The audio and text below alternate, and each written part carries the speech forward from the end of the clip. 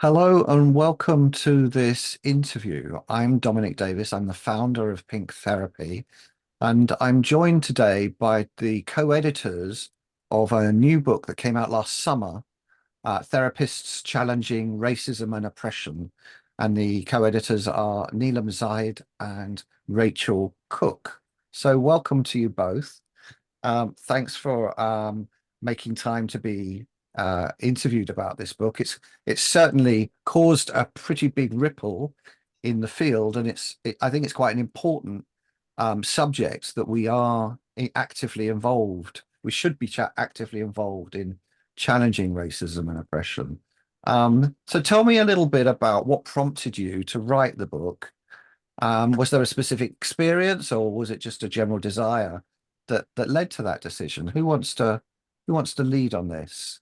Kick us off, Neelam. Do you want to go for this? Yeah, I mean, I can start. Yeah, thank you, Dominic. I suppose it was a culmination of events over the years, my own kind of personal experiences around racism within the field of therapy. Mhm. Um, right from the start of when I was training, to kind of workshops and kind of other trainings that I was involved in. And I suppose the kind of last major kind of event that happened was the thing that kind of brought it together, in that I felt like, I got quite angry at the fact that these things keep happening, these experiences keep happening. And I've nearly, well, not nearly, actually, I think this year it's my kind of 20th anniversary of being qualified, and Right. it's still happening.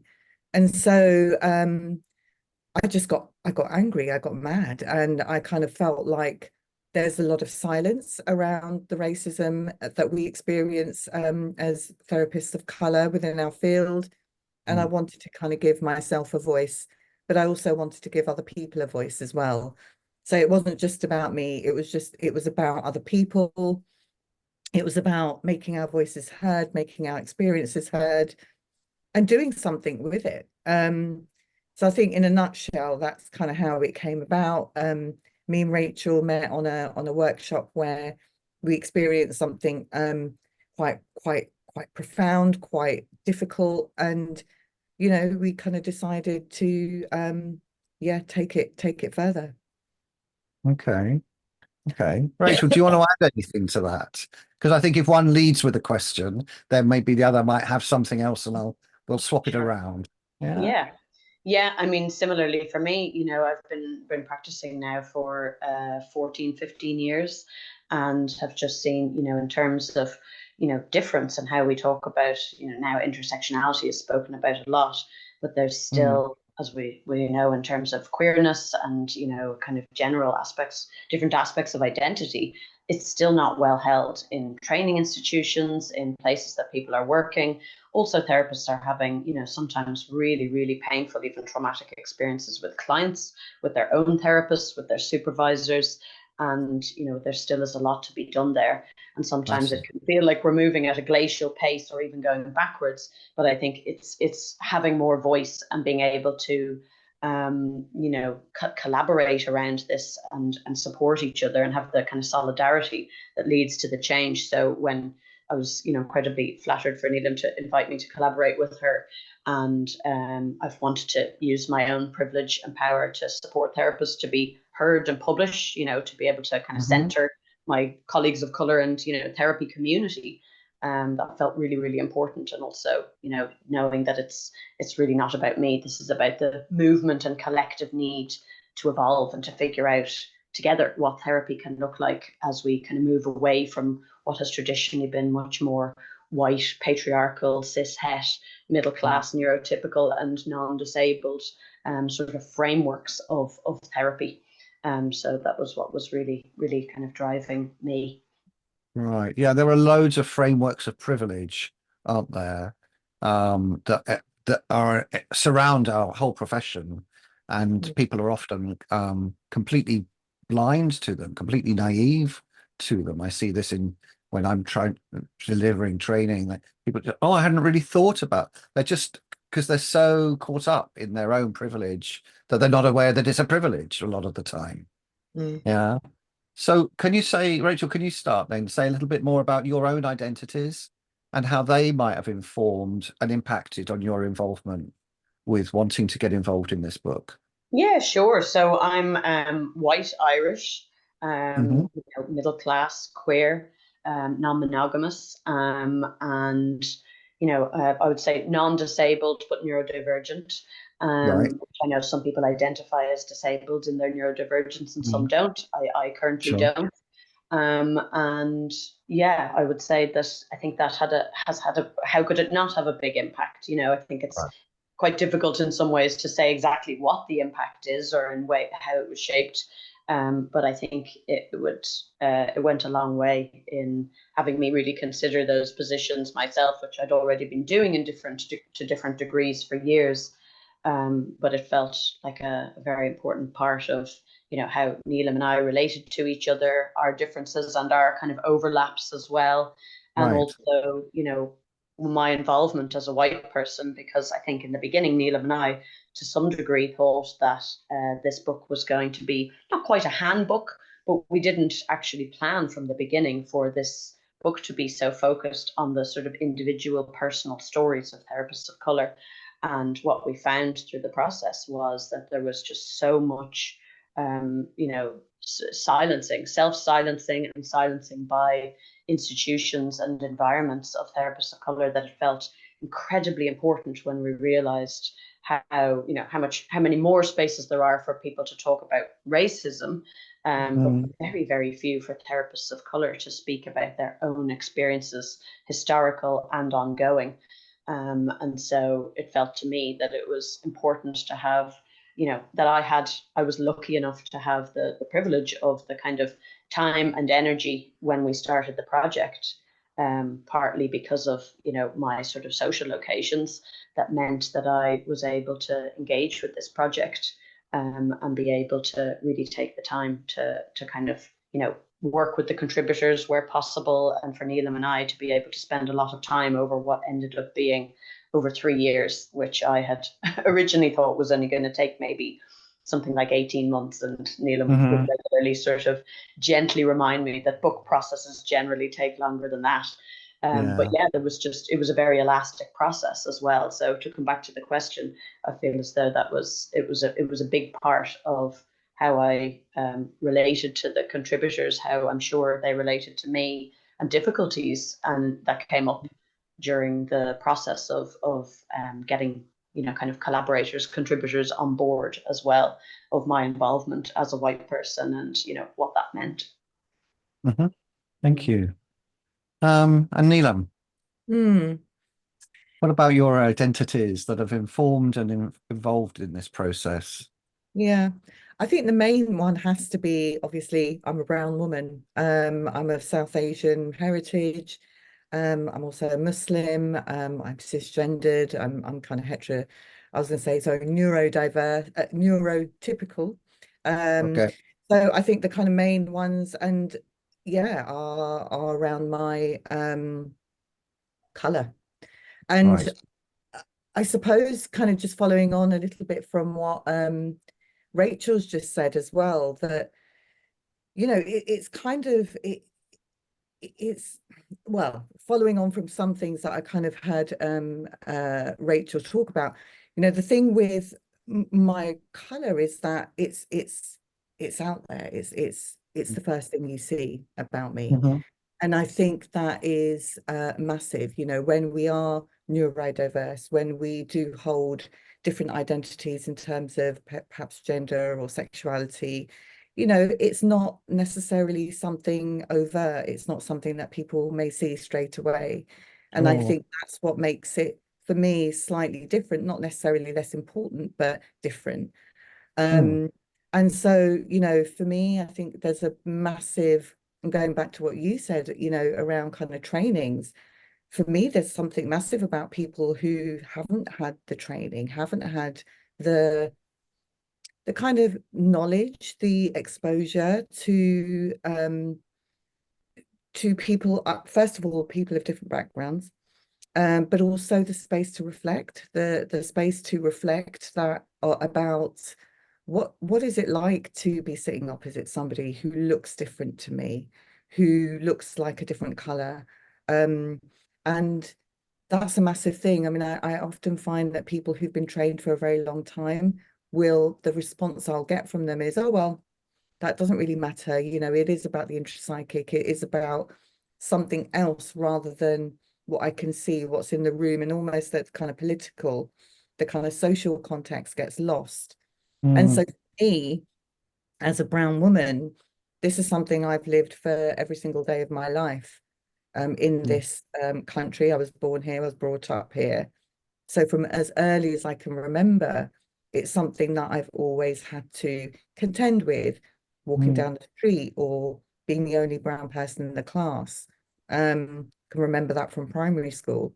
So, you know, eating different types of food, wearing different clothes, you know, all these speaking a different language at home.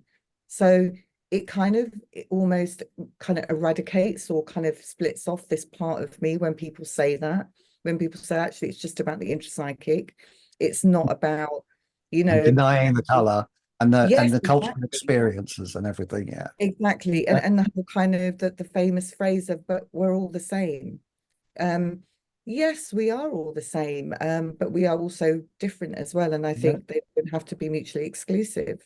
yeah, So yeah, I kind of think to answer your question, those are the kind of main identities that I bring. And it's a a big part of what, you know, what clients see, what therapists see, what other people see. It's the first thing that they see, even though mm, they don't recognize it, even though it might not register.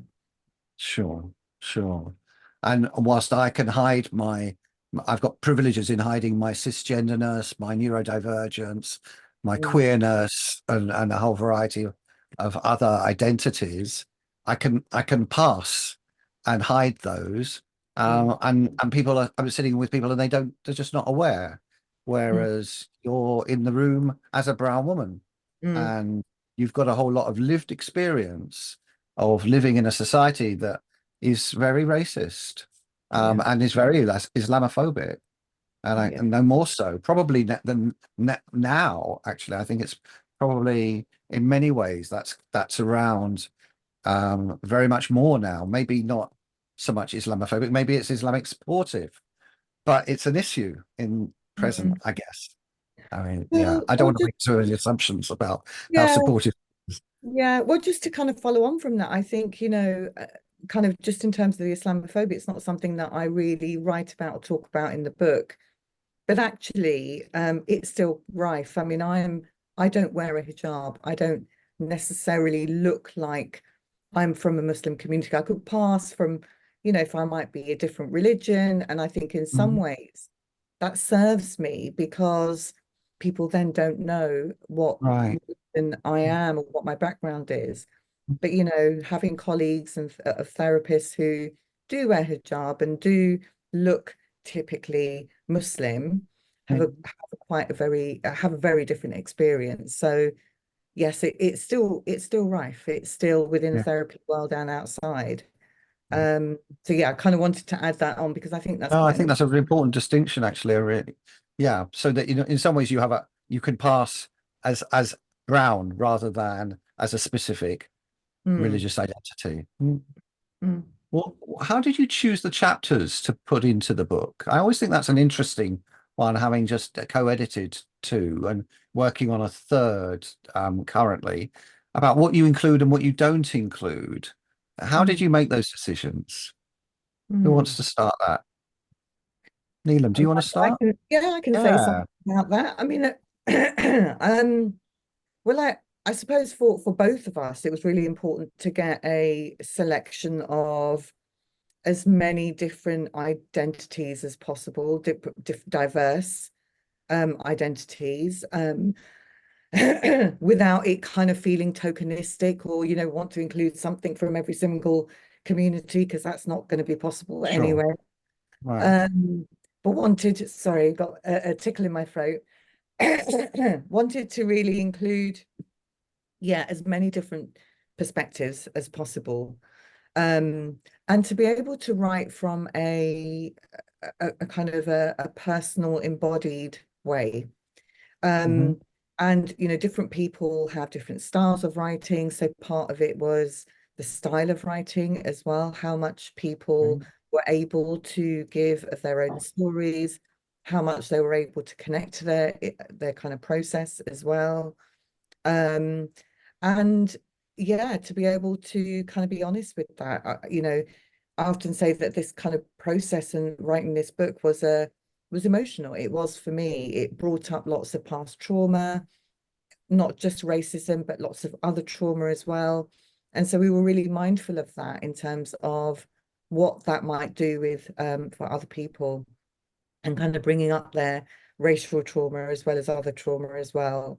So it was also about kind of safety as well, and kind of being able to um, uh, ask people to write in a way that was kind of safe for them, and to be able to support them in that process, because it took a lot. It took a lot out Mm. of me, Mm. and to kind of bring it all to the forefront. So I think that was part of it as well, who was able to kind of bring that to the forefront. So, because it's raw, a lot of Mhm. what we're asking for is raw emotion, raw feeling, raw experiences. Um, and that's a lot. That's a big ask from people. Sure, sure. And first person accounts, people talking about their lived experience. It's very difficult to then to make decisions about, well, I'm sorry, we're not going to include you because your writing wasn't as accessible as somebody else's. You might have to kind of work much more closely at developing the writing and encouraging and supporting them so that they can be included within the book. Not Mm, everybody finds it easy to write. I mean, I mm, find it a nightmare to write, mm, and have to go away on writing retreats and be away from everything, and then still give it to someone else to correct my grammar and things because my working class comprehensive education didn't teach me about writing in sentences. I've learned along the way, but yeah, mm, it's picking up on supporting people quite mm, intensively with sharing very vulnerable parts of themselves. mm, Yeah. mm, Yeah, totally. And we also had to be very aware of, how much time and energy we could give, because as I said, this process was Right. long. And so there were times Yes. when I had more time, there were other times when Neelam had more time and energy. And we also had our Hmm. own lives and private practices Yeah. and we teach and families and everything else.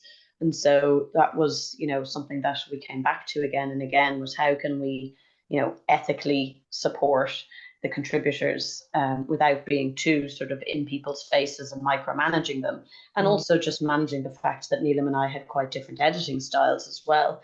Right. I really had to look at my sort of very, Eurocentric academic kind of background, and that, being able to kind of, yeah, really like decolonize from that, to kind of Mm. go, well, we both can have different styles of editing and still be supportive to the contributors in different ways. But there were times where that felt, painful to Neelam and I, Mm. and also I think to the contributors, because there were differences in how we edited and what we were asking for. So in choosing the contributors, as you said there, we didn't want it to be this tick box exercise, and also didn't want it to be too homogenous either. And we had to make sure that it wasn't going to be kind of all about trauma, that it's just this incredibly potentially Mm. re-traumatizing for certain readers, Mm. or for the contributors themselves, but also not glossing over the kind of deeply harmful oppression and marginalization that so many practitioners have experienced again and again, and are still going through. And we also wanted to try and find as many people who had been previously unpublished as possible. But along the way, Right. we discovered that because that sometimes meant it was going to mean a lot more work of Mm. kind of supporting those contributors, that we also needed it not to end up being trying to get it too perfect or tidy, because again, that can be a very colonial kind of imperial mindset of this, productivity, capitalistic based perfectionism. And so we had to kind of really look at how do we make it accessible for readers without becoming too rigid in the ways in which that needed to be, that people's, voices were, that their stories were shared. mm. So how did you find them? Did you do an open call for contributions, or did you pick on people that you've met and invite them? How did they come into your lives or into your books? A combination of both, really. Uh-huh. People that we knew, as well as kind of making a call out for papers. So yeah, it was a combination, and we had various different responses. We had people who were really up for sharing and kind of writing, and kind of were with us from the start to the end. Mhm. People dropped off as well, either through kind of personal commitments, they didn't have the time, or it just became a bit too difficult for them. Mhm. We also had some anger as well about, for some people, it felt like it was a lot that we were asking them to do, and for no fee. And No for fee. yeah, for many of us who kind of know the world of uh, writing, this isn't a money-making field. Right. So we couldn't pay contributors. So there was a kind of an anger towards us saying, well, we want you to write your trauma about your trauma, but we want you to do it for free. And I understand that. I really get Yeah, that. sure, sure, absolutely.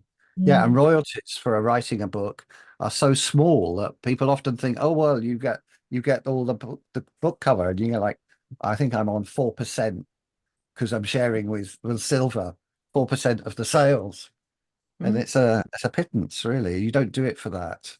no. Um, Absolutely. Because you have something to say, and because you want other people to be able to resonate with that, I think, or to try to make some point. Yeah. Mm, mm. What was enriching about the process? Because so far it sounds like it's been quite a tough process. Tell me a little bit about what was enriching and good about doing it. Should I Mm. start with that, Neelam? Yeah, yeah, go for it. It Mm. was honestly, there were just so many parts of this that were so inspiring, uplifting. It was such an honor to be able to work with so many contributors, including the people who didn't get published, because there were lots of people we worked with who submitted proposals, who Uh-huh. potentially got quite far in the process and then either had to drop out for, varying reasons that people ended up, withdrawing or changing, what it is that they wanted to write about in certain cases. And I learned really a lot about myself. I've done quite a bit of editing before, but not in this Okay. kind of capacity.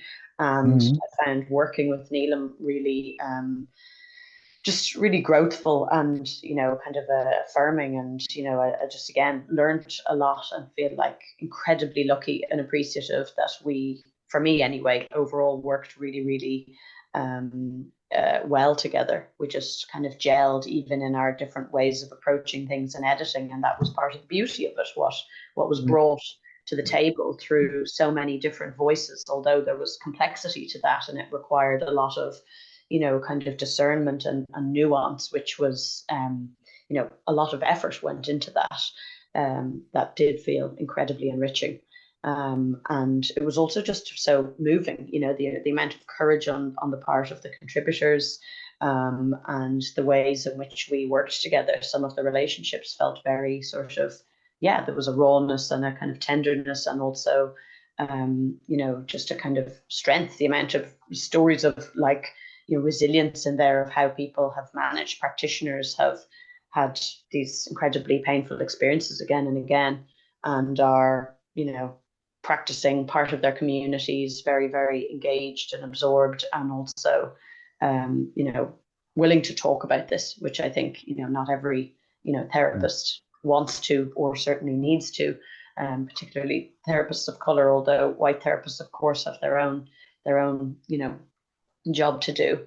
But there was so much in it, and it felt like a really big part of certainly my life for a substantial period of time. So there's parts of me that Mm. really grieve that being finished, and there's parts of me that feel immensely relieved. There's other parts of me that also feel excited about what comes next, whether that's Neelam and I potentially collaborating again in different ways, and also what will come of this. So there are some of the things that were, yeah, profoundly enriching. Mm. Great. Yeah. What was enriched for you, Nina? Well, for me, I suppose as Rachel was talking, I was thinking, you know, through any trying situation, comes something, comes growth. And for Mm. me, that's what happened. It was complicated, it was complex in different ways. It was trying, yeah, it was immensely powerful, kind of having to go deeper into my process and into my trauma. But what came out of that is I worked through lots of things around not only race, but other kind of aspects of my process around myself as my identity, um, things around who I am in as a brown woman in the UK. Where do I sit now? There was something around finding my position again, Mm-hmm. finding my place. And actually it kind of felt like an almost an extended therapy session where, you know, you're kind of really doing the work, and then you kind of see that glimmer of hope of, actually, I've worked through some of this stuff, and that's what it kind of felt like for me. Um, Nice. it felt healing. It's not done, and I don't think it will ever We're be never done. done. Yes. Exactly, Yeah. exactly. Right. But it was a massive, massive learning process for me, and I'm really grateful. I'm really grateful that I was able to do this, and I was able to do this with Rachel. And as Mm. Rachel said, you know, we had different styles, but at the same time, it worked, and we were able to kind of communicate and be honest with the things, or about the things that worked, but also that didn't work, and we were able to kind of get through that and talk through it. Um, but also, I think it's having my voice out there, Mm-hmm. which I think encourages other people to to speak, Right. tell their truth. And so for Mm-hmm. me, that's the kind of the pinnacle of this, is that somewhere I've kind of contributed to someone else's process. And I have had various different conversations with people, um, about, actually, this is what it did for them. You know, it Right. allowed them to speak up. It, for some people, I've kind of heard that it changed their lives. And I mean, that's massive. That's It's huge, huge. isn't it? Yeah, Mm. it's huge. And so for me, that is the kind of, well, this was worth it. It was all worth kind of laying out my vulnerability, laying out my process, laying out this whole kind of difficulty, in order to kind of get to the other end. And I'm sure as we go through, it will kind of unravel even more. But for me, Mm. that was the kind of, yeah, that was the nice part of it. Mm. Thank you. I noticed that the theme of fear comes up a lot in the book. The fear of making mistakes, of being dismissed, excluded, punished, discriminated against. Mm, I wondered how we can cultivate more constructive dialogues, rather than keeping in silence and for fear of this being judged, or mm, keeping the fear buried. I wondered if you had some wisdom to share on that one. mm. Want to Rachel, go, Neelam, or will I? you You go start, for it. Rachel. I'll go ahead with that one. Yeah, you know, this it came up really, really a lot because through the Mm, process, certainly I was constantly questioning myself. There were definitely mistakes that I made as an editor, and it really made us have a lot of conversations with each other and with others and the contributors about, you know, what mistakes are and how we respond to them. And that felt to me like part of the sort of decolonizing therapy aspect to this, which was, you know, this sort of binary right or wrong that we're obsessed with in the West, which feels particularly kind of white, mm, patriarchal, you know, capitalist. You know, yeah. that something is right, something is wrong, black, white, everything divided into these binaries. And you know what we were able to kind of really look at here is, without kind of going to the level of calling everything grist for the mill, which was something that came up, because I think that there can be some real harm in that, in Yeah. sort of dismissing, you know, subjective experience. What we were able to do was really look at, you know, the heart of a mistake isn't about who was right and who was wrong. It's about recognizing, you know, how do we care for each other in this, and how do we, apologize when someone has been hurt? We don't have to be necessarily even apologizing for the thing that happened, but being able to find the detail, and again the nuance in how do you apologize if someone has been hurt without kind of going, well, I'm sorry you felt that way, but without necessarily going, oh, well, if this person experiences what I said or did as upsetting, then it must mean that it was wrong, and being able to find that place, which I think was a big part of the editing process, working with the contributors, and also just our work as therapists. How many therapists practitioners I've met over the years as a supervisor myself, many of my own personal therapists that I've worked with, training groups where specifically around kind of difference, and I would say identities, so intersectionality, regularly find that we have not gained the skills yet to be able to really hear what someone is telling us and be able to say, I care about you, that's not what I wanted for you to feel out of this. How can I do better or do differently? And some situations there may not be the possibility, or you may not have the desire or capacity to do things differently, but being able to engage in that conversation feels incredibly important. Because I talked in my own chapter quite a bit about making mistakes as a white therapist, and not just in terms of race, but in many different aspects of different kind of positionality, location, identities. And we had some other people talking about that as well. So it feels like a huge amount of this is about the kind of sense that we're not going to be excluded or cancelled or basically thrown to the dogs if we make a mistake, but that also not meaning that we can sort of with impunity just kind of barrel on as we are and just expect that people need to adapt around us, particularly when we are in positions of privilege and power, which most of us have at least some aspects of our identity where there is more privilege, right? And it's not just, again, that binary of privileged and oppressed, and that being so straightforward. Thank you. Nice answer. Neelam.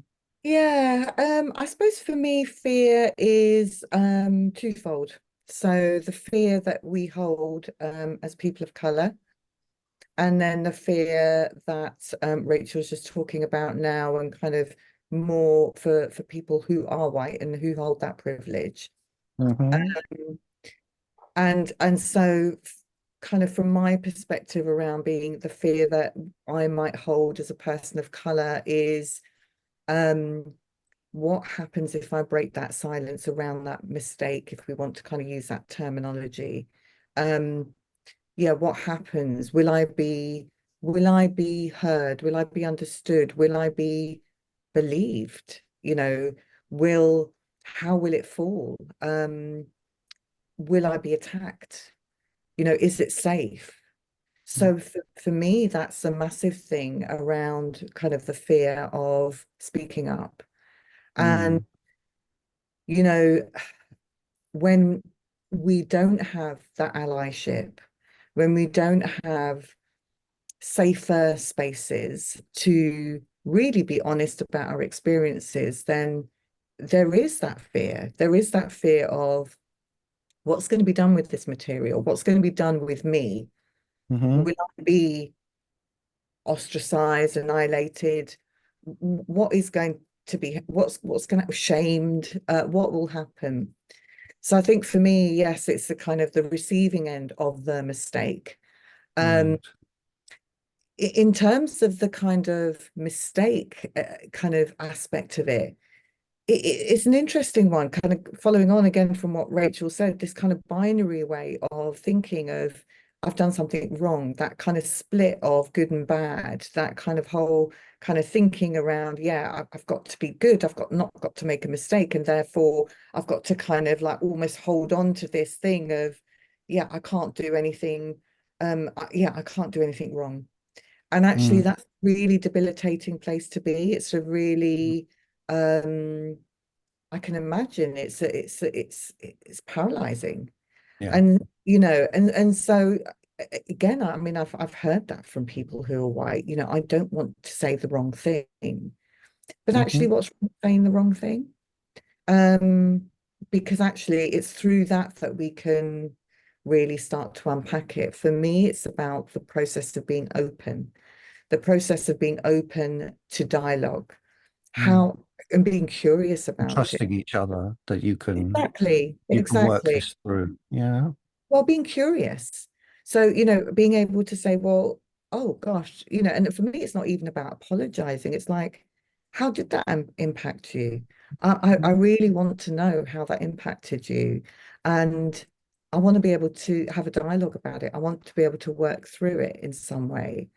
So, it's kind of like any other relationship Hmm. instead of coming from a place of defense, because for me, that fear is a place of defense. Oh my God, I've done something wrong. That makes me a bad person. But actually, it's coming with that, okay, I can see that maybe coming up in me, but I can be open to being curious. I can be open to having a dialogue and really being being being open to the impact that it's had on another. Um, so it's complicated. There's kind of different elements of that fear. Um, and we all hold it. I think we all hold it in all different types of arenas, in the therapy arena. And I think in the therapy arena, there is more of that fear because somehow we're supposed to be these professionals that we know us, that we're self-aware, we should know this. And I think sometimes that defense can even be more entrenched of we can't do anything wrong. And I think that's where the kind of danger lies. Well, there's that kind of ethical principle of do no harm, and yet if we've not been taught how to do no harm, we're going to Mm, do harm. And even mm, if we have been taught, we're going to get it wrong. And the kind of the microaggressions that can take place in the therapy room, it's how do we recover from mm, those ruptures? How do we rebuild from the rupture? That is mm, such an important therapeutic skill, because the ruptures are going to happen, mm, with all the goodwill in the world. If you're actively engaging with each other at an authentic level rather than passing pleasantries towards each other. Mm, mm, Mhm. mm, yeah. mm. Um, Let me see. Well, we've been running for a while, and I want to make it accessible for people to listen to that. What do you hope readers will take from the book, and why might they read it? Shall I start us off? Mhm. Hmm. Um, yeah, I think I really, really hope that people will read it and find a kind of invitation to soften, to have more curiosity, and um, to really look at, in the case of white practitioners, the book also isn't only about race, right? We've tried to make that really clear. No. There's quite a few chapters that Yes. bring in other aspects of identity and oppression and marginalization. Mm. And that feels important too, that this was very much, although totally centering, race and kind of the impact of that in the UK, it really felt important to look at the other aspects of Yeah, Sam identity. Hope has a chapter on transphobia, Mhm. does Yeah, don't they? Yeah, yeah, yeah. yeah. And so, I've talked quite a bit about being sort of queer in that, and Mm. quite a few people have talked about class. Right. That was it really felt, intersectionality is a bit of a buzzword these days, but it's great that that is something that we are becoming more aware of how to look Mm. at these kind of overlapping sort of axes. Yeah. And so I really hope that people will read it because they want to hear other people's stories, particularly, I would say, the accounts of therapists of color, because that is relevant to everyone. And that they will find in these chapters, it's not just about these stories, it's also about, each contributor sort of really looking at, through their own kind of modality or modalities that they trained in, Mm, what it was that sort of happened in their account of their story. So you get that sort of analysis, a bit of breakdown of that. And then we also Mm. have each contributor speaking about their kind of ideas for the future of therapy. What do we do about this? That again, it's not a set of techniques. It's not a book that is a how to. And I don't think that they're there could exist one that would be in any way comprehensive in that way. But there is a lot for therapists at any level of experience. You know, I've had trainees tell me that they found it just so growthful for them, that they were really inspired by the different people involved and how they spoke about themselves, and the variety of ways in which the contributors have also engaged with their chapter. You know, we have some people sharing some poetry in there, and there's kind of different ways of getting in. So I think, yeah, it's quite a bit about, you know, how do you wish to orientate yourself as a practitioner as well, which I think this opens up a lot of that. So yeah, I hope that people will continue to kind of look at the push and pull in society for us to get into these binaries, and that we can bring more nuance and discernment and kind of critical thinking, but also more relationality and embodied sort of practice, which I think is really sort of encouraged and cultivated through the book. Okay. Neelam, final word to you. I mean, what changes do you really hope to see in relation to race and marginalized identities in the field of therapy? How come, what needs to happen to make it better? That's a massive question. Yeah, we should have Yeah, started with that. yeah. I think more of what we're doing, which is opening the dialogue, which this book is doing. You know, it's one of the first of its kind where Yeah. therapists are talking about their lived experiences of racism in this way. Right. And we need to do more of that. And my hope is that actually we do more and more and more of it. People speak up, people and people speak up and be heard by others as well. But you know, I suppose it goes as far as, you know, training. You know, there needs to be change in training. There For needs to sure. be change in the way that we train our therapists right from the get-go. And I know certain institutions are beginning to do that. You know, one that I teach at, the Minster Centre, we very much do that right at the beginning of training, even in our introductory courses. We're bringing it in. It's kind of bringing in a different aspect of, or not even a different aspect of, but integrating intersectionality right from the beginning, which is Yeah. very different to how I trained and lots of other trainings kind of Yeah. work. And I think it's those spaces that will create that space to have a conversation.